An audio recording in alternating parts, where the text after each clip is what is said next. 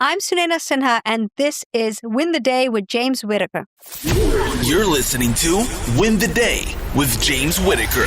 What we do in life echoes in eternity. Broadcasting from Los Angeles, California. Here's your host, James Whittaker. Let's go! Hey winners, welcome back to Win the Day. The quote for this episode comes from Ray Dalio and says, "The primary asset of any high-performance organization is not its capital, but the quality of the decisions made by its leaders. And quality decisions require a clear mind." Sunaina Sinha is the global head of private capital advisory at Raymond James. In an industry where redlining toward burnout is a badge of honor, Sunaina has spent 15 years honing a different weapon, radical stillness. Through a dedicated meditation practice, she has transformed mental fitness into measurable business ROI, proving that composure is the ultimate competitive advantage in uncertainty. A dual degree graduate of Stanford and a Harvard MBA, Sunaina is a regular voice on CNBC and Bloomberg. Beyond finance, she is a mother of 3 and a certified sommelier. In this episode, we're going to go through the secret to high-stakes presence and productivity, how to balance career with family, the number one way to start any important meeting, and why the long game is the only game worth playing. Before we begin, the right bit of inspiration can completely change the trajectory of someone's life. So if there's a friend or loved one out there who needs to hear this episode or could use some help to win the day, share it with them right now. All right, let's win the day with Sunaina Sinha.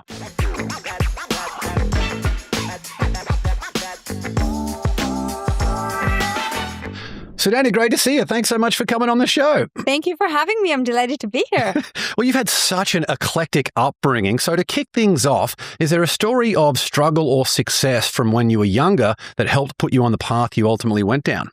Yeah, my dad was a diplomat for the World Bank, and that meant a nomadic childhood. I grew up all over sub-Saharan Africa and Southeast Asia, so Nigeria, Zimbabwe, Vietnam.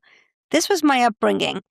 And at the time, it felt incredibly difficult to uproot your friends, your schools, and move, indeed, to a different part of the planet to start again.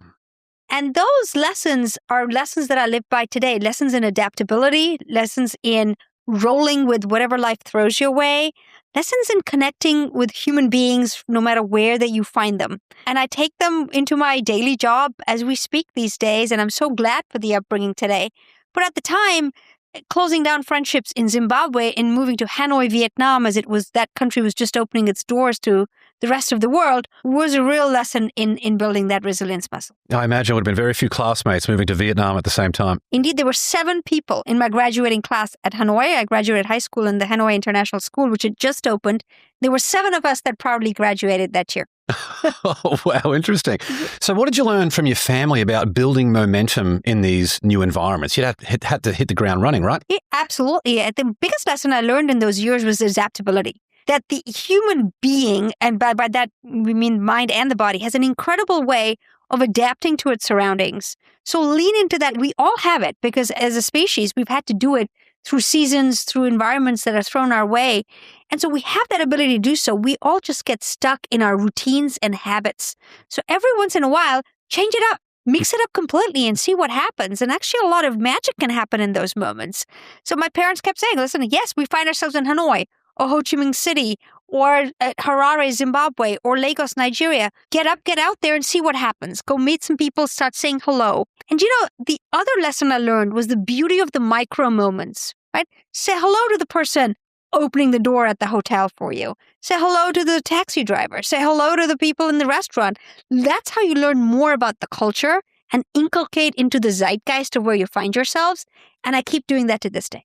And without uprooting your own family as frequently as that, how is that showing up for you as a parent? Have you tried to give your kids a lot of new experiences along the way? Well, it's definitely different. As folks today who are pretty much homegrown into our current city, and that may be for anyone who's listening, wherever you find yourself, how do you get yourself out of your comfort zone? How do I get my kids out of my comfort zone? How do I get myself out of the comfort zone? It's all about finding new experiences and new learnings. I keep telling my kids, well, what are we learning this month or this quarter outside of schoolwork, outside of any traditional holidays we might be taking as a family? What are we going to go out and do? And we'll come up with different things together. It could be as different as, hey, we're going to look at Sherlock Holmes and go deep on that and go to his museum in Baker Street and go figure that out. Or perhaps we're looking at something in the marine biology world and going and doing all our homework and research on it and then seeing if we can go scuba dive with it. with that animal, whatever it is, how do you get them out into the learning modality outside of the school system into experiential learning? A bit different than watching TV all day. Absolutely. Not easy to do, by the way, as they get older. Oh, but, yeah. we keep trying. That's right. It seems that values have always driven you. I'm really curious about the values. Did your parents try and encourage you to come up with your own values, or did you adopt the values that they had? I think it's both and. My parents certainly had a very strong value set that has come through in myself and my siblings over the years. There's no question about that. And those value set, by the way, begins and ends with the gift of learning. As Indian parents, they really valued education throughout. And it was education not for the sake of education, but education for the sake of continuing to learn and advance yourself. So that remains a theme throughout my life. But it is impossible to live and grow up in all these wonderful parts of the world without taking them with you. So people often ask me, where do I get my entrepreneurial hustle? Because I am, at the end of the day, an entrepreneur. And I say from sub-Saharan Africa. It's from looking at the markets in Nigeria and in Zimbabwe and all over sub-Saharan Africa and looking at the hustle of the small businesses that were grown over there and what they did for communities around them that gave me some of that ability to duck and weave and figure things out. So you're very bullish about those emerging markets from an investment perspective? Hold that thought. I think they're a promise that is unfulfilled, but it depends on the market you're talking about. Some of them are booming. Nigeria is doing really well at the moment, especially with oil price where it's at.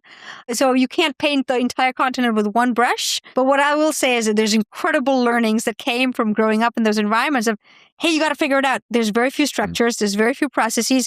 So figure out how you're going to get something done. And that's a gift when you're looking to disrupt, as I ended up doing by starting my own business in the finance world.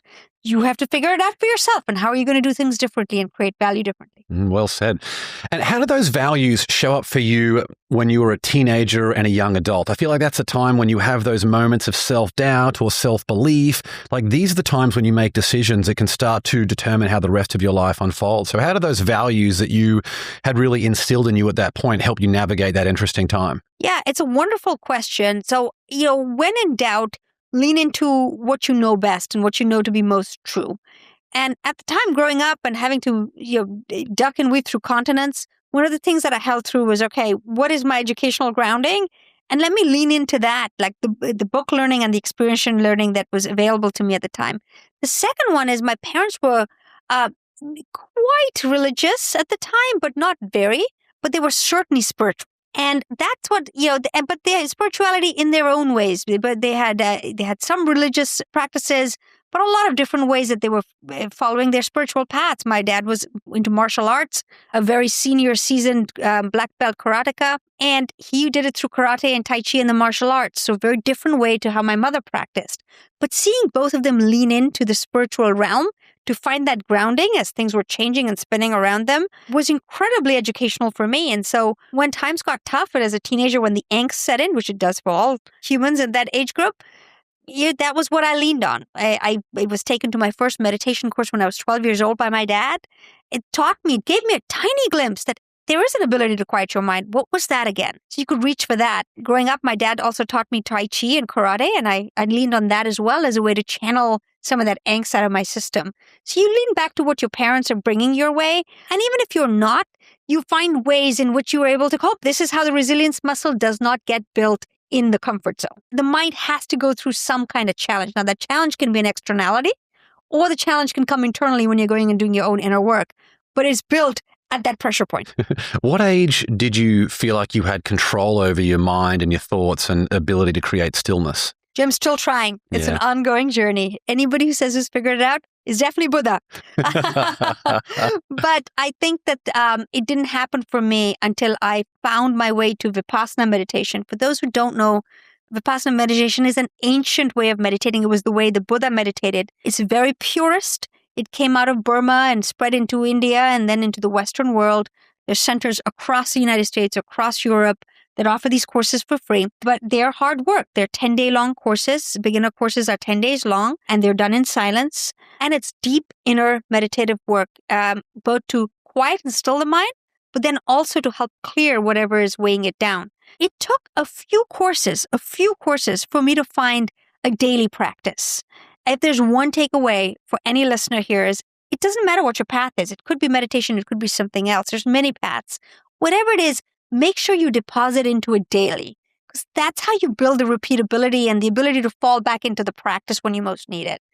And I think it took me a good 2-3 years. I did my first course when I was 30 years old. It took me 3-4 years to find that daily practice. And that's when the magic happened. That's what allowed me to be able to switch into stillness faster and faster. The way I describe it, if something happens and I'm angry, sad about it for 4 hours, but because I have a meditation practice, it's now 3 hours and 45 minutes. That's 15 minutes of liberation I got myself. The more you meditate, 3 hours, 45 minutes becomes 3 hours. And it gets shorter and shorter for you to be able to pivot your mind into stillness and quiet and make the active decision to shift. And that is a muscle you can keep building until it's instantaneous. So having done meditation for so long, you're good at doing meditation when you're on the go? I'm good at meditating on the go. Oftentimes, if I'm in a meeting, I'll fall into a bit of a quiet zone inside myself, but being very present. Meditation brings you into the present. Right? So much of our lives is lived outside of presence, in the future, in the past. Anxiety is nothing but living in the future, worrying about the future, right? So bringing yourself into stillness and being in presence becomes a real gift you can give yourself, no matter where you are. Once you get good at meditation, you can do it in the middle of, Times Square or Piccadilly Circus. But yeah, it takes some practice and time to get there.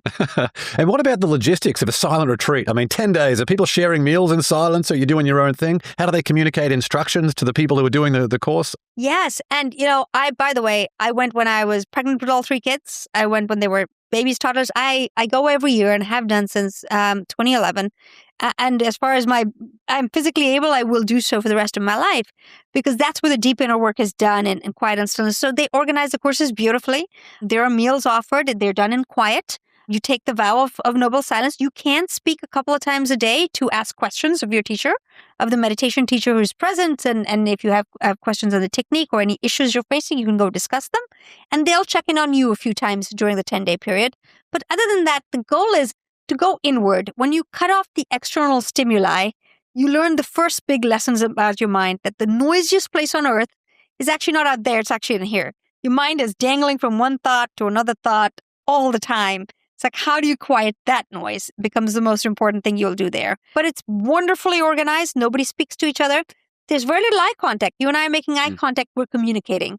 So you don't make eye contact either. The idea is cut off anything coming in so you can really focus on what's inside. And what about from a nutrition perspective? Do they try and make sure your nutrition is dialed in, or are there things that you shouldn't have? I imagine probably caffeine is not something that would be offered there. There's some caffeine. Instant coffee is available. Teas are available. Listen, there's no barista on tap there. So, but it's a few Aussies would not sign up then. Exactly.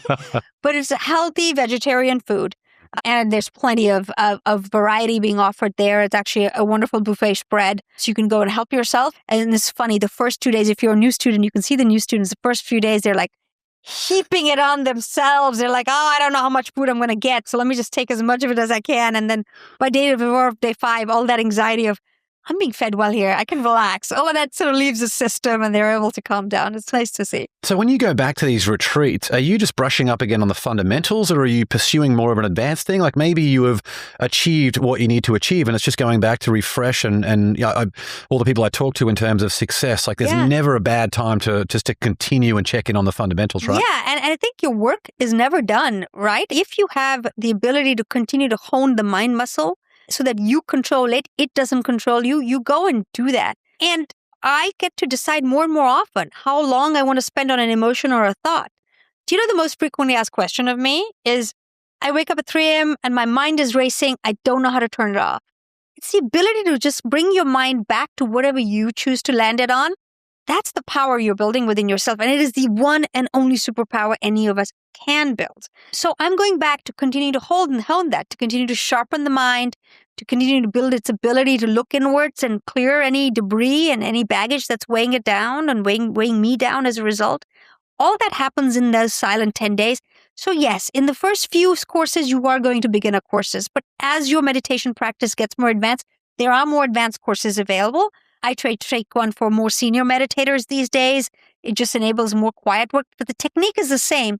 It just enables more quietude to be able to go deeper and deeper. And how does that show up for you during the day? Is it a thought that when you wake up in the morning, here is what I'm aware of? Or is it something when you're at a particularly stressful moment of the day? Is it a time that you carve out in the morning and the afternoon to be able to have a specific meditation practice? Like, how does it show up for you throughout the day?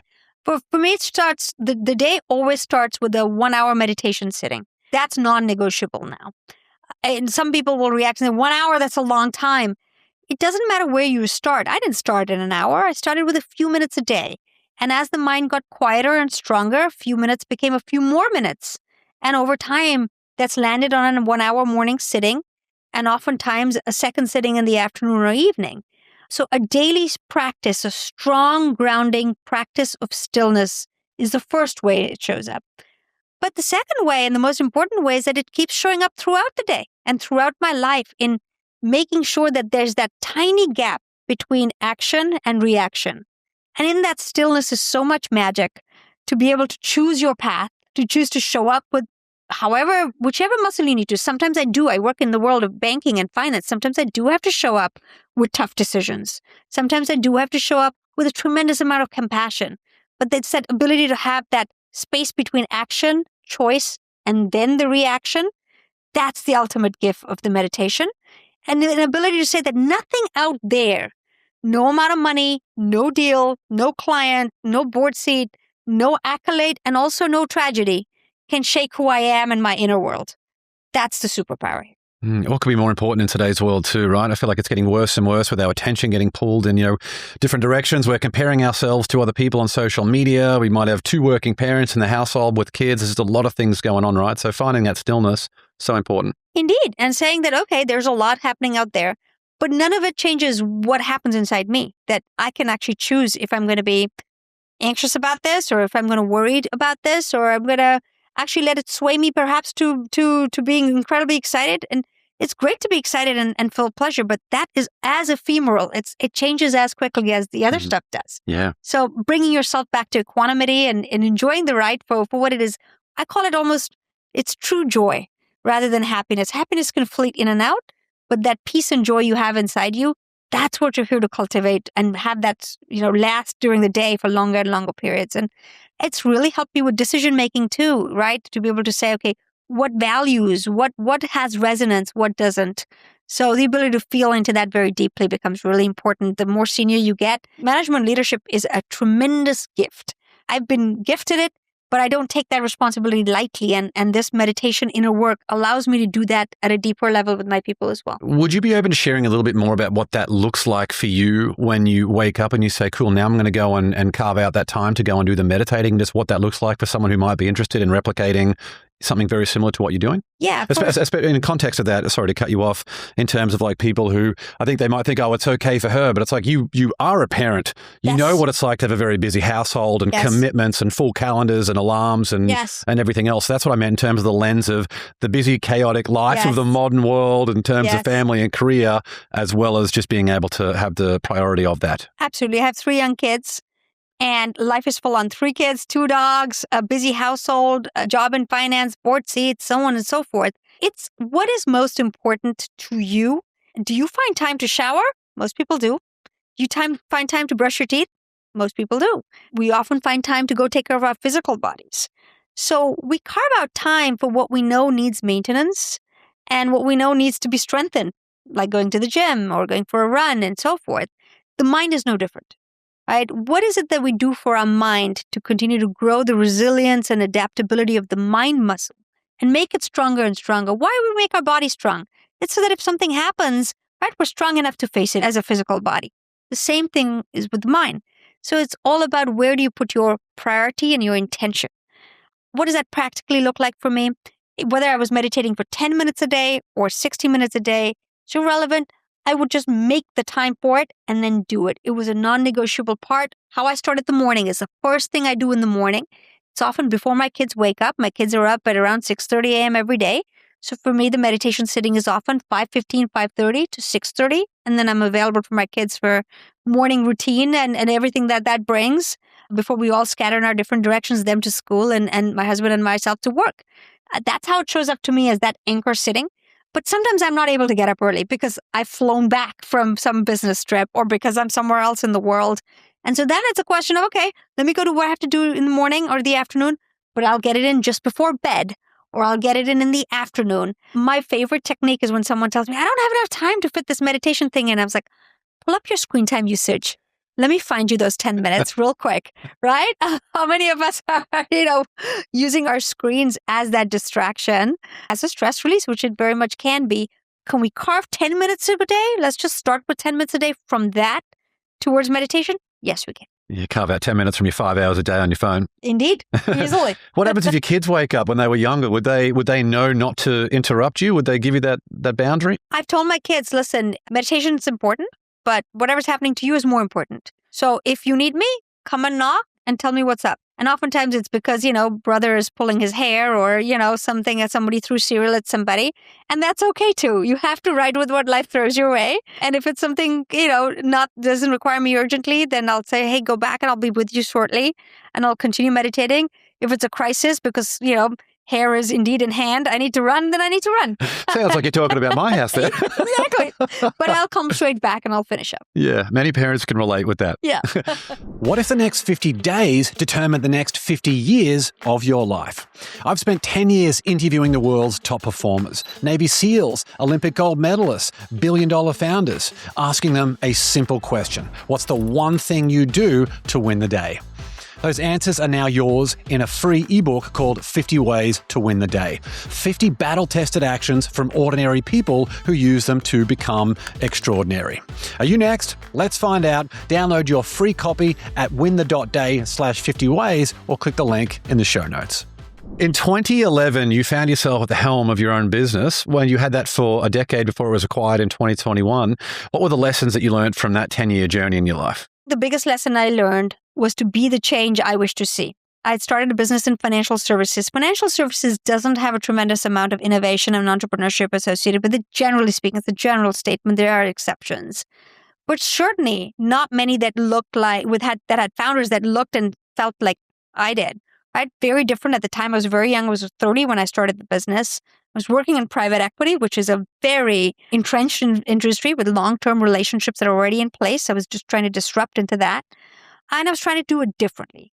And I realized I can either do it the way it's always been done, or I can indeed look and feel like the business I want to create that I've always wished had been created in this industry. What does that mean? Our business throughout, when I had it as the sole shareholder and even now, 5 years into the journey at Raymond James, is 100% female run. My COO and I are women. And most of the team has been diverse, more than 50% women and people of color or minority backgrounds. So proud to say that we were different. We've been different throughout, but that difference actually makes us really powerful at how we deliver the business for our clients. So be the change you wish to see, because it's very easy to point fingers and say you should or you could, but how about here? Did you? And I needed to look myself in the mirror and say, I actually did it the way I would have wanted it done. Wow, well said. What about when you went to Raymond James? Did you feel like you lost any sort of freedom or autonomy? I'm sure that would have been very nice to have been able to successfully exit, but then you find yourself with this entrepreneurial nature, like you mentioned earlier, all of a sudden at the helm of almost a multi-trillion-dollar company. Yeah, indeed. And it was a culture. There's no question. It was a culture shock for me, from being an entrepreneur for a decade to having a boss, having reporting responsibilities at a Fortune 300, as Raymond James is. But I had done my due diligence before the acquisition. I diligenced them as much as they diligenced me. And one of the things Raymond James is incredibly prolific at is doing these acquisitions of these boutiques around the world and leaving them alone, saying that, listen, we acquired you for your magic DNA. You continue doing what you're good at. We're going to leave you be. We're here if you need us. But other than that, go do your thing. And I'm proud to report that that's exactly how they've shown up for my business and for me. Incredibly supportive, incredibly culture positive, and really all about saying, hey, you are the best in the world of what you do. Continue doing it. We're here to support. And it wouldn't have happened any other way. Most M&A that's done by corporate America or corporates anywhere ends up failing.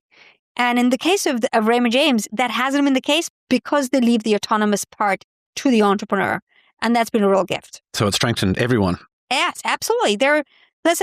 Managing the business day to day, who to hire, who to not hire, which clients you want, which clients you don't want. They leave all of that day-to-day decision-making to me. Of course, there's accountability. It's finance at the end of the day. Numbers matter.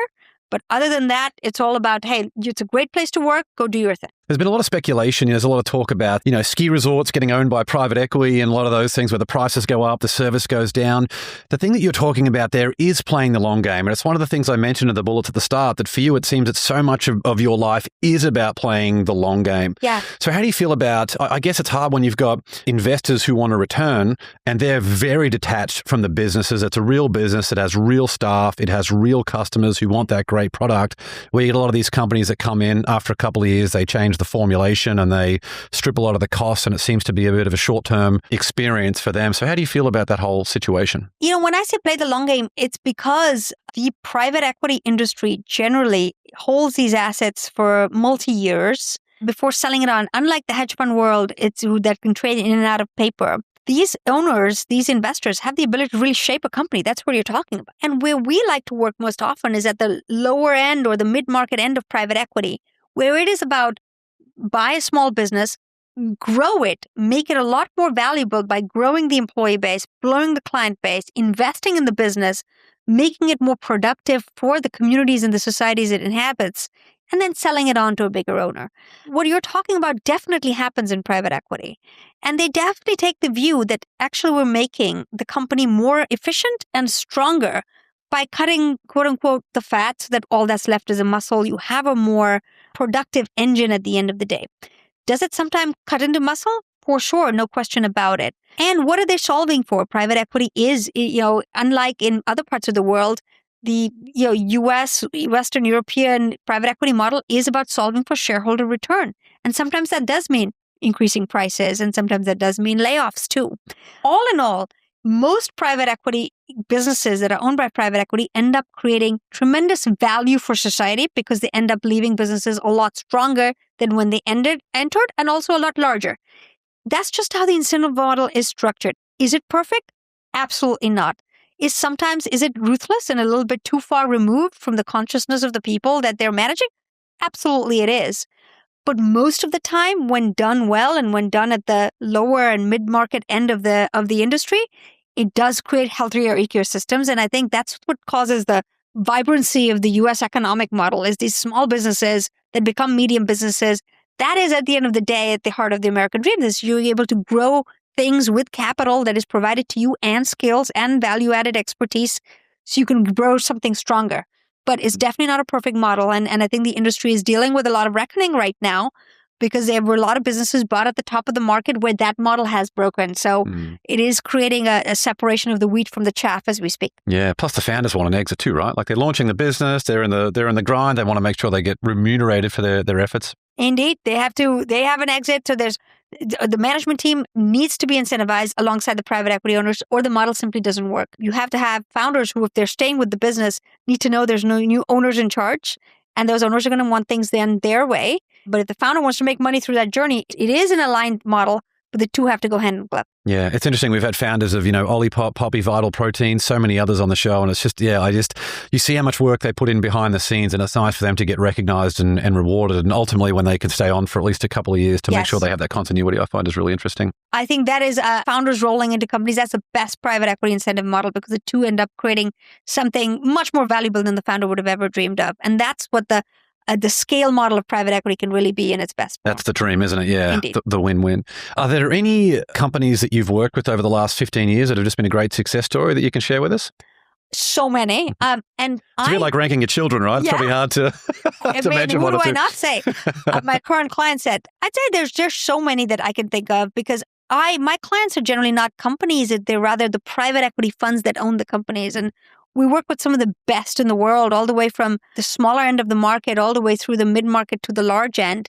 For me, the most rewarding absolutely is working with a smaller firm that's either just started or has started recently and helping it scale. There's so many clients we've taken on who don't have a fund but want to invest in small businesses in their niche markets. We've got a transportation logistics specialist fund that helps small and medium businesses in that sector grow. We've got funds that do industrial services and helping those types of businesses grow and taking those entrepreneurs, because private equity founders can also be entrepreneurs as they start their own businesses, putting them on the path to success. There's nothing more rewarding than helping them grow their ecosystems of companies and invest in their sectors or in their markets and grow vibrant communities around these companies they've invested in. That's a karma positive way to be. And I certainly love that part of the job. I love that. Are there any red flags for you in terms of a potential deal that you see or an industry? Is there anything where you're like, oh, yeah, I don't love that? So many. Yeah. You mentioned one of them already. Debt, right? Over leverage that can create some dangerous and misaligned structures. And so we look at how much leverage is on a business, especially when we're working on a transaction that's more asset specific. We'll also look at the track record of the manager. What have they done? How have they done it? One of the big red flags is not having returned enough capital to their investors is a red flag. Putting too much debt on the businesses, as I mentioned, is another red flag. Other red flags could be team departures, right? Why are so many people turning over at this firm? If they are really a high quality firm to work for and care about their people, why is there so much noise in the ecosystem with respect to that? Referencing them with their own investors. There's a whole criteria we go through before we take on a private equity fund client or a transaction that we look through. So there are red flags that we see them. We now know how to pattern recognition is now high and a strong muscle in our shop. And we'll veer hard left if that happens. Yeah, they don't even get the meeting. Yeah, we're like, oh, well, that's really great, but let's not waste our time. This one is not for us. It'll be for someone else. Yeah, And awesome. that alignment matters. Something that was really interesting doing research on you before this interview was this idea of how you run a meeting and this idea of gratitude first. Can you share a little bit about how you structure an agenda for a really productive meeting to make sure everyone feels valued and on the same page? Yeah, I'll tell you exactly what I do, but my style of leadership, people often ask, and the answer is it's empathetic leadership. It's leadership in which I can feel that the other side of the story is as valid as mine. There's no right or wrong. Your world is your world. Your experience is your experience. Mine is mine. And now at the end of the day, I have to make decisions that are right for the business I run and manage or the board that I chair or whatever the situation is. But to be able to absolutely acknowledge the humanity behind wherever it is that the other side is coming from. The analogy I give is people often think, especially in the hard world of finance, that there's kindness on one end, and that's the more wishy-washy, woolly, and there's assertiveness on the other, right? Being a jerk or a hard person to driving home a fine and being very direct. And I often thought that too. I thought that for years, that this was a spectrum and I wanted to be here, not here, because in this finance world, I want to be this side, but at home, I want to be that side. But the two are not at oppositions to each other. It's both and. You can be kindly assertive and assertively kind. The two can live and work hand in hand. So I said to myself a few years ago, about 8 or 10 years ago, how do I then bring into the day-to-day of how I run the business? How do I show up differently? And one of the ways, the most powerful way, is gratitude. When you focus on what's gone well and you're thankful to other people for how they've shown up for you, it shifts your position. So every Monday meeting I hold with my global team starts with a few minutes of gratitude. It's open forum. Anyone can shout out and say, hey, I'm grateful to John Doe over there. He really helped me out when I was on vacation and picked up a whole bunch of my work. Thank you, John. I really appreciate that. Or somebody else saying, hey, you stayed up over the evening to get this piece of work done so we could really show up to this meeting or this pitch really well. Thank you. I want to recognize you for that. These little things go a long way. So that's one way, is that gratitude, appreciation, shout outs at the beginning of all our team meetings. But there's plenty of other ways we do that too. We'll do that in ways small and big by calling each other out with the view of, I see you. Thank you for that. And without having to go public. Some people don't want to do it publicly.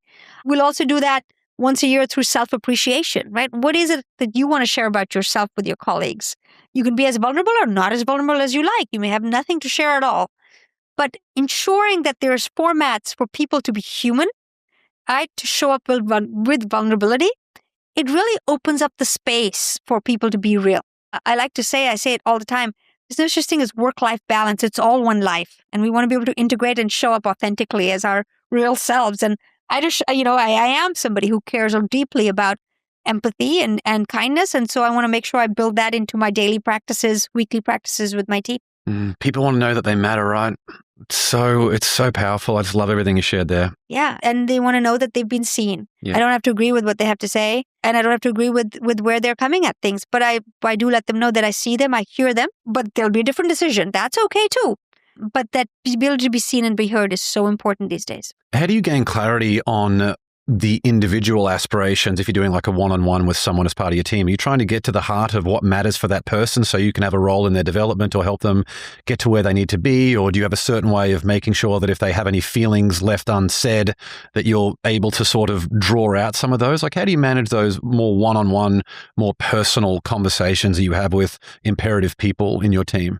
Indeed. And they can go two ways. So there's a whole formal review process that we'll do, but let's leave that to the side. Informally, it really will be starting with saying, okay, so if somebody comes into my office, I quickly try to figure out why. Do they have an issue that I need to solve?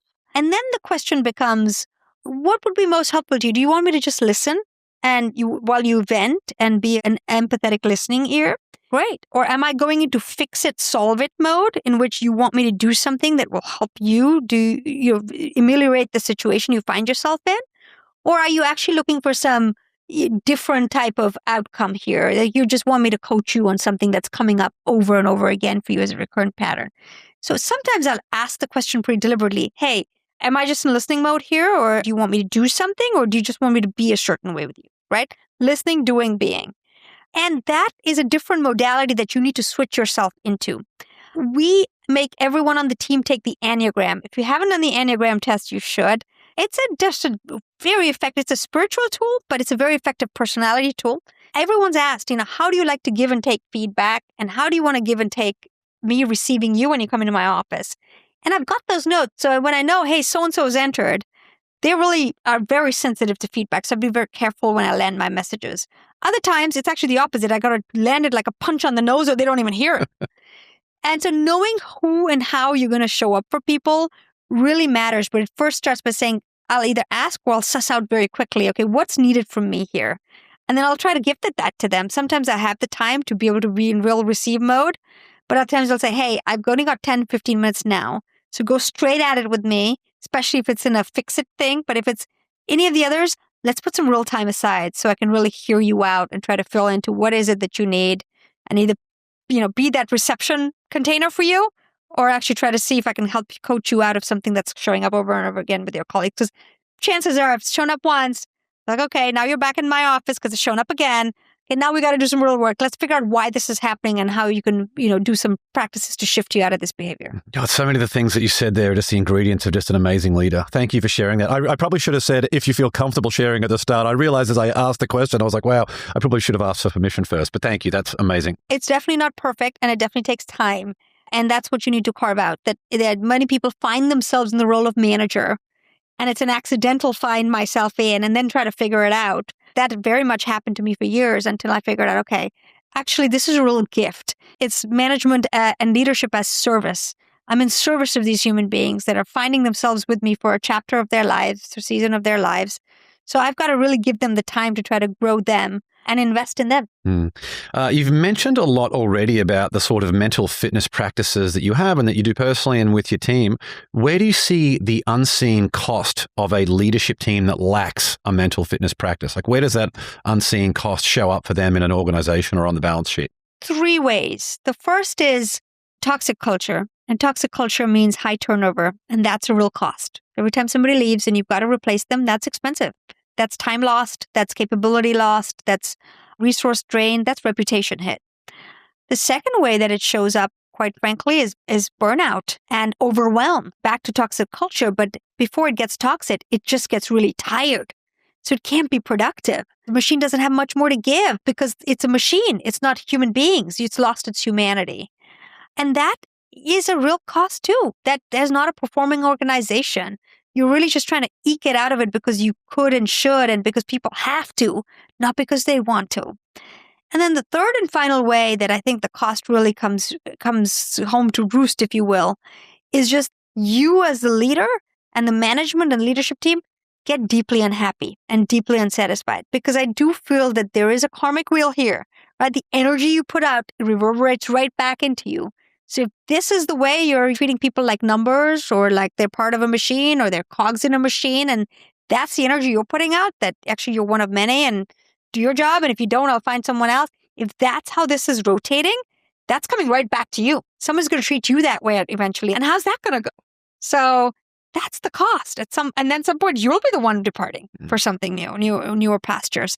The grass is only green where you water it. And doesn't take much. I feel like the things we're talking about here is not rocket science. Just a few little things to help yourself, to help the people around you, to help everyone to be at their best. Yeah, that's what I tell myself all the time, and anyone who wants to hear.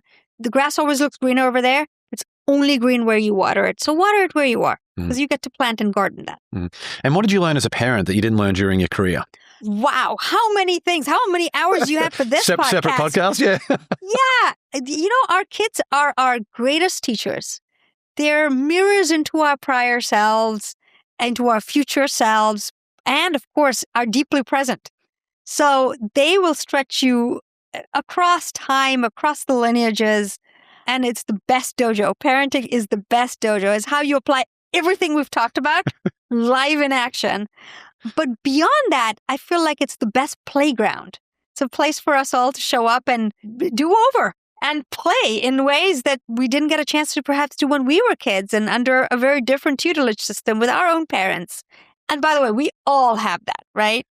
So I find I'm learning so much from my kids, even to this day, and learning how to adapt to 3 different human beings and their trajectories and what they need from me and how they need me to show up and how annoyed they get with me and with each other. And most importantly, how to stay present, how to give them the gift of you being fully there with them in that moment, whatever it might mean to them, small or big. So constant learning. There's just so many nuggets. I couldn't even go through all of it. And changing me in ways that I think are lifelong ways to be. I'll tell you a small one where you're teaching me how to play more. I often meditate and I'm working in senior seers roles, teaching me how to just be freer in the way I play with them. And that's been a learning over the last decade or so with my kids. I heard this. I can't remember where I heard it, but it's something I remember every single day is that play is the language of children. Yes. It's like, wow, just being able to play with your children. Yes. They love that more than anything. More than anything else. And it's a way to connect that transcends all other. And that's been a real gift for me to learn that and to be free with them and flow with them however they want to flow. The other thing that's been very real for me is figuring out very quickly that we actually have no control over them. Control is an illusion. They're with us. We're guardians of our kids for such small parts of their life. And we are really here to take care of them as they embark on their journeys into adulthood and beyond. There's no such thing as bending that river. The river's going to flow in whatever direction it chooses to.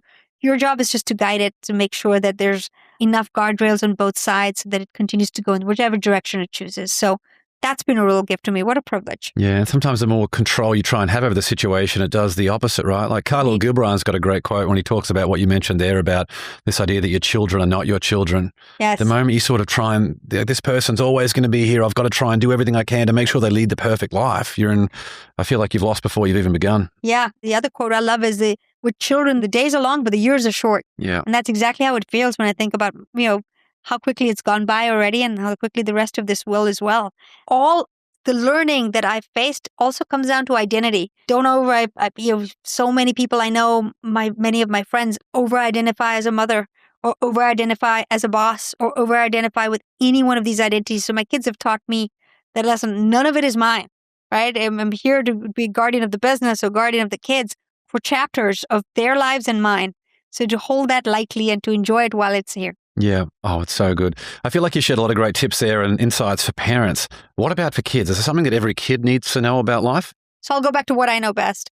Going back to the gift I was given when I was a young person, one thing that I can give them that is a true gift is to show them that there is a way to control their minds. So I take my kids once a year to a weekend meditation course. The Vipassana centers do offer that all over the US and Europe and beyond. It's free to attend. It's sort of Friday evening through Saturday afternoon. And it teaches these little kids how to meditate. So they do short meditation stints and then they go off and do some foraging and they come back and do a short meditation stint and they might do arts and crafts. So they do it beautifully between meditation and play and keep flowing across that over the weekend. And the kids, on Friday night, my goodness, one is picking his nose, the other one has a leg in the air, they're falling all over their place in the meditation hall. By Saturday afternoon, 24 hours later, they're sitting like little Buddhas. What parent wouldn't want that for their kids? And to be able to see that they've done that to themselves. No one's asked them to sit still, but the meditation's working. It's quieting their mind, their ability to sit there still and focus inwards. These are 8 to 18-year-olds. These are, but their minds are so young and malleable to be able to show them the tool, saying it's there. And of course, we come home on the Sunday, and by Tuesday or Wednesday, it's forgotten again, and they're back to the right. But it's in there somewhere. Seeds are planted in the dark, and you don't know when they might grow, but your job as the parent is just to plant the seed. That, hey, there is an ability to do it. If you ever need it, you can always come back to it. So I do offer that to my kids. I do encourage all kids to go just a weekend. You'll have fun. There's plenty of play, but there's also a little bit of learning. Yeah, so good. Well, last question now before the rocket round. On your best day, what's an affirmation that you would write on a flashcard that you could show yourself on your worst day? The affirmation I would write is, I am complete. Powerful. Love it.